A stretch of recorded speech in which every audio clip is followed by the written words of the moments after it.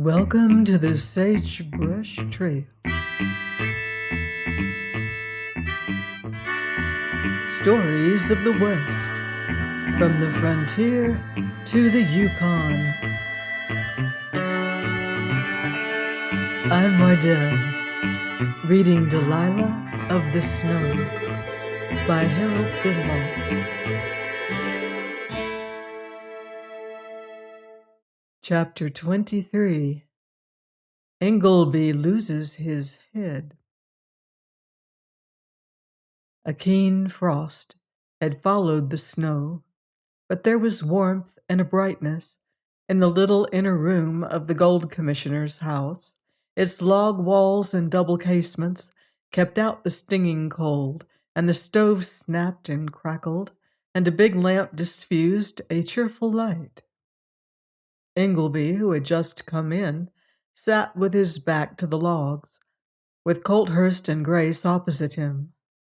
Grace was in the shadow, but the light shone full upon the major's weather-darkened face. "Grace," he said, "is, as you can see, none the worse, but it was a fortunate thing you turned up when you did. Very much obliged to you for taking such good care of her." It was evident to Ingleby that Colthurst did not know what had nearly happened at Allison's Salt. He had, in fact, already had reasons for surmising that Miss Colthurst did not think it advisable to tell her father everything. "I'm not sure it wouldn't have been better if I had not met Miss Colthurst, sir," he said. "In that case, she would probably have gone back and waited with you until daylight, which would have saved you both a good deal of anxiety. Of course, when we made up our minds to push on, I had no idea the snow would be so bad." "It's questionable whether she could have found the way. I could see nothing whatever, and scarcely fancy I would have got here if two of the older prospectors hadn't come with me. In fact, I scarcely remember a worse night anywhere, and one result of it is an unpleasant twinge in the shoulder. I never used to get anything of that kind. I suppose I'm getting old." It occurred to Ingleby that Colthurst was certainly looking older than he had done in England. There was a good deal of gray in his hair. His cheeks were hollower, and there were deepening lines about his eyes. Ingleby felt sorry for the man who had served his nation for so small a reward that after a life of hardship he must bear the burden still. And yet the fact was in one respect encouraging, since Colthurst's means were scanty. There was less probability of his objecting too strenuously to the successful miner who aspired to his daughter's hand. And though not so rich as the one Ingleby had thrown away, Tomlinson's claim was yielding well. He, however, said nothing, and Colthurst went on again. "A devil of a night it would be hard on anyone in the ranges. I wonder where Tomlinson could have gone." "One would naturally expect him to head for the settlements," said Ingleby indifferently. "He left no trail behind him if he did. At least Esmond's troopers couldn't find any. There was, however, a good deal it is difficult to understand about the affair. One point that would strike anybody is how Tomlinson got away from here without being seen by Esmond, who turned up almost as he must have gone off the veranda." "It really is a trifle hard to understand, sir." They looked at each other steadily for a moment or two, and then Ingleby could have fancied that there was a twinkle in Colthurst's eyes. "Perhaps it was as well he got away after all," he said. "Appearances were against him, and it might have gone hard with him. But I can't quite bring myself to believe that Tomlinson did the thing." Then Grace, who laughed softly, broke in. "Of course," she said, "you tried very hard." A moment later there was a tramp of feet outside, and the major, who passed into the outer room, came back in a minute or two.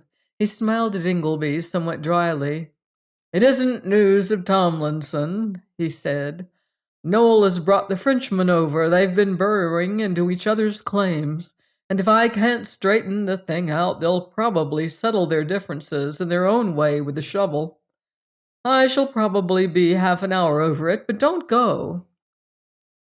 He went out and left Ingleby with Grace. She looked none the worse for the journey she had made the previous night, and was dressed with unusual simplicity. Ingleby did not know what the fabric was or whether the color was blue or gray, nor did it occur to him that its severe simplicity was the result of skill, but he noticed that it enhanced the girl's beauty and added a suggestion of stateliness to her figure, of which Miss Colthurst was probably quite aware. She looked up at him with a little smile when a murmur of excited voices rose from the adjoining room. "They will, of course, both be disgusted with his decision, whatever it is," she said. "A gold commissioner has really a good deal to put up with." "Major Colthurst's position is naturally a responsible one," said Ingleby. Grace laughed. "With a very disproportionate emolument, which is a point one has to consider after all. I'm not sure it wouldn't have been better if he had been a prospector." Ingleby's pulse throbbed a trifle faster. He had no great knowledge of the gentler sex, but he was not a fool, and it seemed to him that the girl had not spoken altogether without a purpose. "I don't think you really believe that," he said. "Perhaps I don't." And Grace appeared to reflect. "At least, I suppose I shouldn't have done so once, but of course, a prospector who has done sufficiently well for himself can take any place that pleases him in Canada." "Still, you don't think that right?" "It would naturally depend a good deal upon the prospector." Ingleby sat still, almost too still, in fact, for a moment or two, but he could not hide the little gleam in his eyes. He had, it is true, democratic views, that is, so far as everybody but Grace Colthurst was concerned, but he was quite willing to admit that she was a being of a very different and much higher order than his own. That added to the attraction she had for him, and now she had suggested that they were, after all, more or less on the same level. It was almost disconcerting.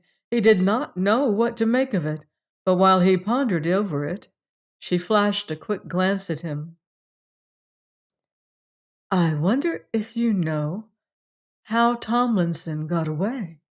she asked. It was apparently an astonishingly abrupt change of subject, but when Ingleby, who had grown wiser in the meanwhile, afterwards recalled that night, he was less sure that it might not have been, after all, part of an instinctive continuity of policy. He had discovered by then that even very charming and ingenuous women not infrequently have a policy. "I don't mind admitting that I do, to you," he said. Grace was pleased and showed it. It is gratifying to feel that anybody has complete confidence in one, and the possession of a common secret of some importance is not infrequently a bond between the two who share it. Ingleby realized this and felt with a curious gratification that the girl recognized it as clearly as he did. Still, she had said nothing that could lead him to believe so.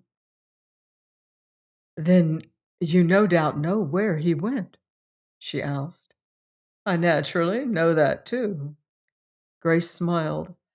"That means you helped him to get away. Are you wise in admitting that you were an accessory? Captain Esmond is a friend of ours." Ingleby made her a little whimsical inclination, though there was a look in his eyes which was not quite in keeping with it. "I am," he said, "quite safe in your hands." It was a fortunate answer. and worth the more because he was not usually a very tactful person, as the girl was aware. She was afflicted by a craving for influence, and it was not the adulation of men she wanted, but an insight into their thoughts and purposes, and the privilege of controlling them.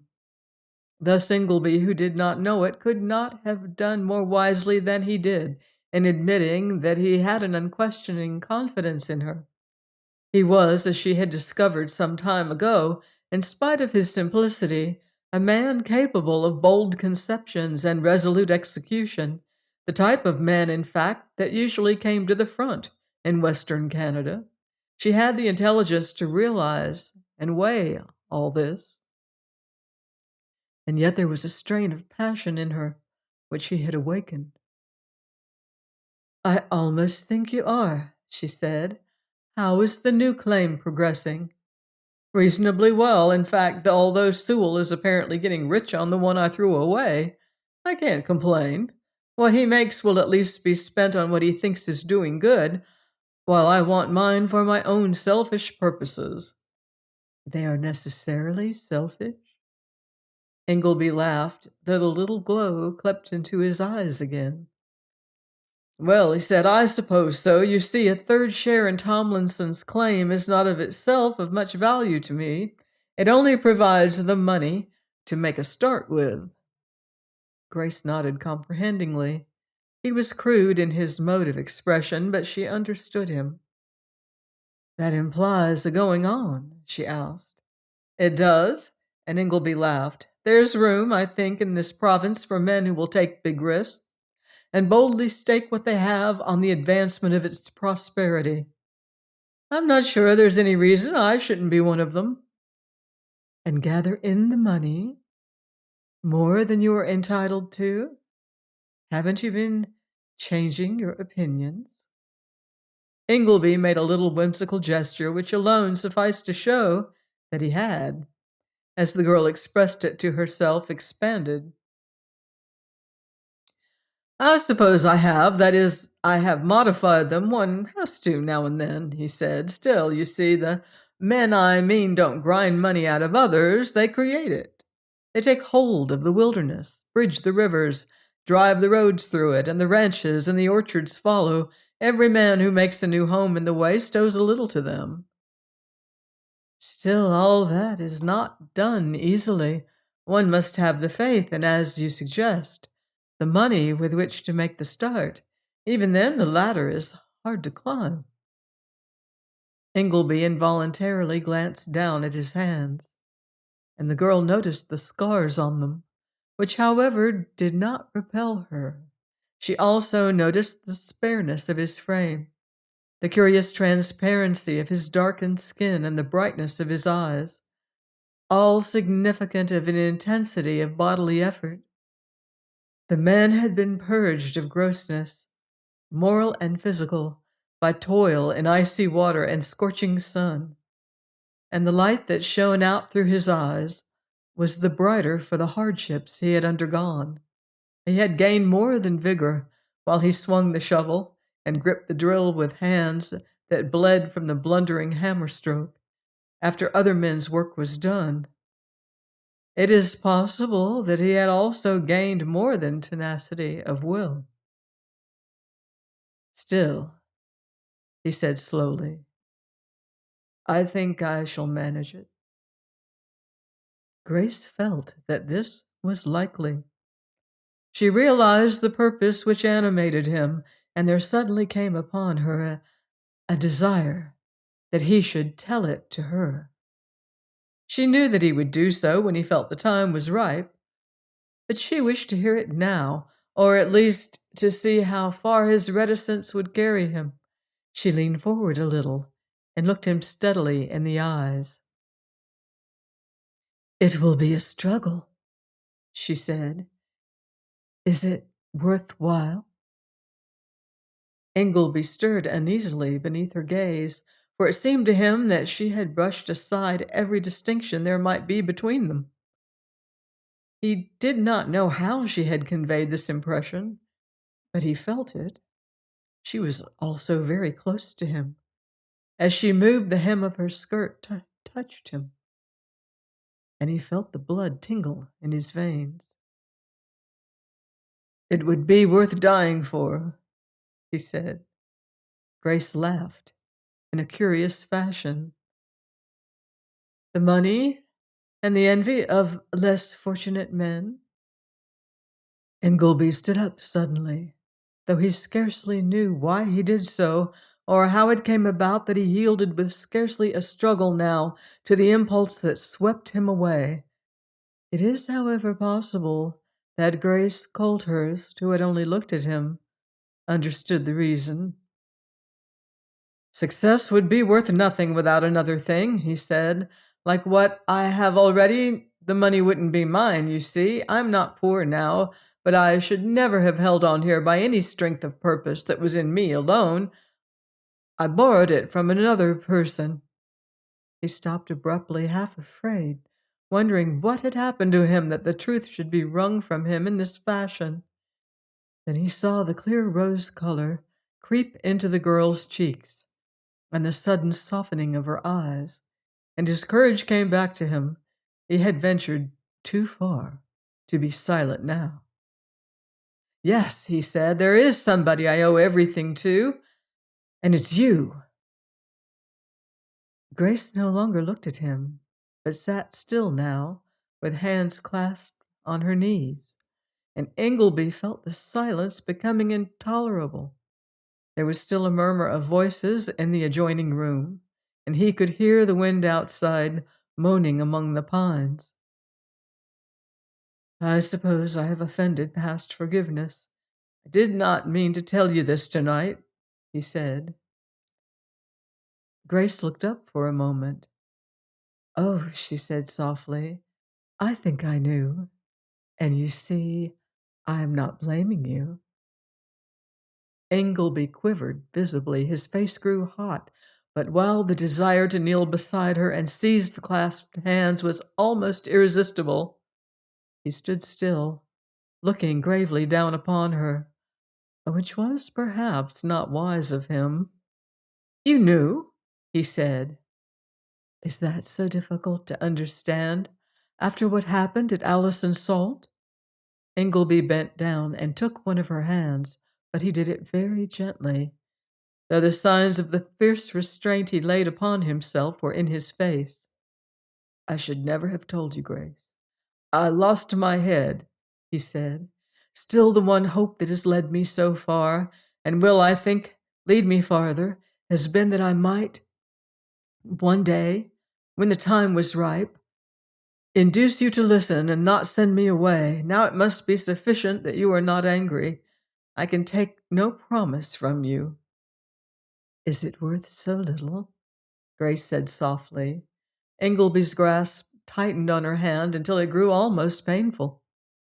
"It would," he said, "be worth everything to me, but I dare not take it now. What I am, you know, but the claim is yielding well, and I only want a little time. Until I can ask Major Colthurst for you boldly, you must be free." Grace looked up at him. "And you?"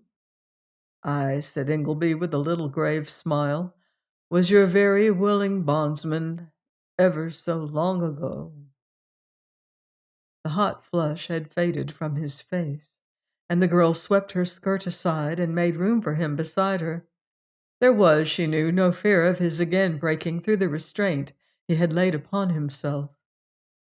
She was, however, not altogether pleased at this, for while it was evident that his attitude was warranted, the self-command which now characterized it was not quite what she had expected. It scarcely appeared natural under the circumstances. "Well," she said, "we will let it be so, and I have something to tell you. I'm going to Vancouver for the winter. In fact, I should have left already but for the snow." Ingleby started visibly. "You're going away?" "Yes," said Grace, with a trace of dryness in her smile.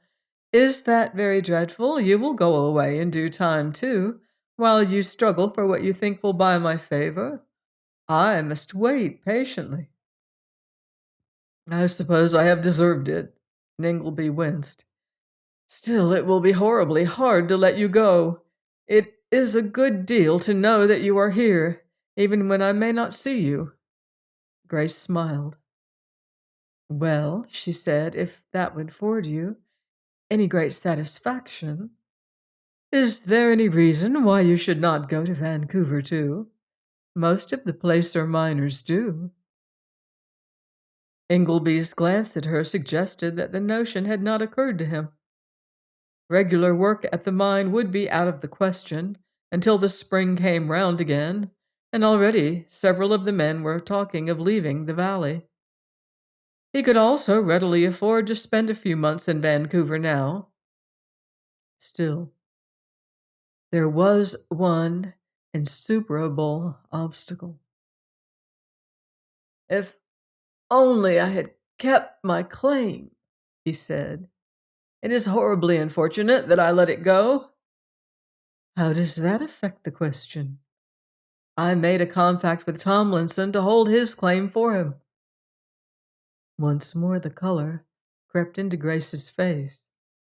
You do not mean to let that stop you when there are men you could hire to do what the law requires? You don't seem to understand. And there was a trace of astonishment in Ingleby's eyes.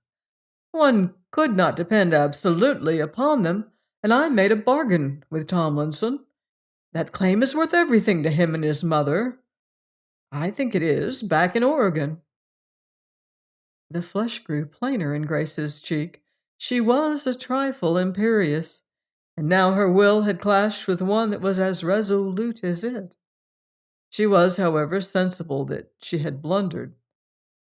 Those men could do almost as much as you could, which would, after all, be very little just now, she said. I never meant that you should risk the claim falling in. They might fall sick or get hurt. And that might happen to you. I should at least have kept my word to Tomlinson, said Ingleby gravely. Grace was too proud to persist. He was right, of course, but the fact that he would sooner part from her than incur the slightest risk of breaking faith with Tomlinson had nevertheless its sting. That, however, she would not show. Then I suppose I must not complain, she said. You evidently have no intention of doing so. Ingleby made a little gesture. It will be hard, but it can't be helped, he replied. As you said, I must go away, too, one day. Still, I think that I, at least, will feel by and by that it was all worthwhile. Then there was a tramp of feet in the adjoining room, and he raised the hand he held and just touched it with his lips. It was not what Grace would have expected from him, but she noticed that he did not do it awkwardly. That is all I ask until I have won my spurs, he said. Just now I am only the squire of low degree. Grace said nothing, for the door opened and the major came in. Join me here next time on the Sagebrush Trail for more exciting Western adventure in Delilah of the Snows by Harold Binloss.